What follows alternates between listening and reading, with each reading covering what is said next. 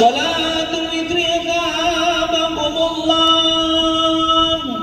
Dia bawa salam orang sebelah. InsyaAllah jumpa esok lah, insyaAllah. InsyaAllah jumpa esok lah. Witir dulu. Cadang nak sambung di rumah. Pemohong tak mana disambung. Jadi witir siap-siap.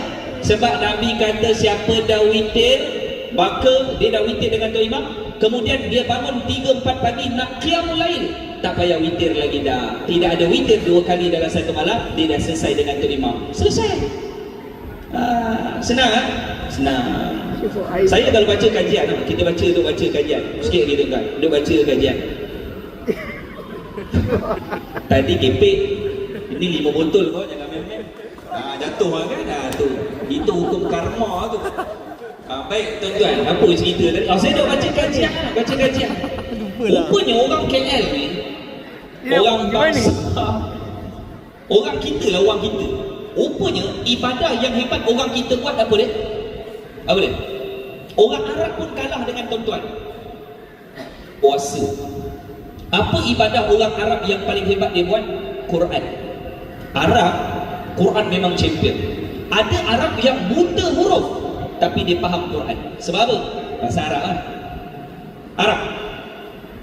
Tapi Arab bacanya bagus, adab pula kurang. Kawan saya dia mengaji dekat Mesir. Dekat kedai buku Arab tu, dia jual buku-buku, tengah-tengah ada Quran, dia duduk atas buku. Oh, dia ni orang Malaysia, marah Arab tu. Ya Syekh, Quran. Arab tu Masya Allah, Quran Masya Allah. Baca bagus, adab pula kurang. Orang kita adab pula bagus, baca pula kurang. Balik. Bukan baca apa pun, 3 kul. Sadaqallahul azim. Doa Quran 1, 2, 3 betul tak? 1, 2, 3. Dia tarik kursi, dia pijak kursi, dia letak atas lemari. Bagus adab dia dengan Quran. Dia letak. Dia bercakap dengan Quran, InsyaAllah jumpa tahun depan. Baca pula korang, adab pula bagus. Bangla, Pakistan, Bangladesh, kajian yang saya baca, ibadah yang hebat mereka buat ialah solat.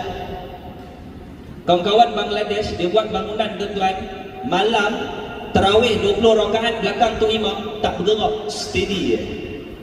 Kawan saya berbalik India, dia cerita tuan-tuan, masjid besar India, tarawih dia mula lepas isyak, habis setengah jam sebelum sahur. Jemaah tak bergerak kan? Steady. Kita buat-buat pejam mata nak ustaz ke belakang. Pejam, ustaz.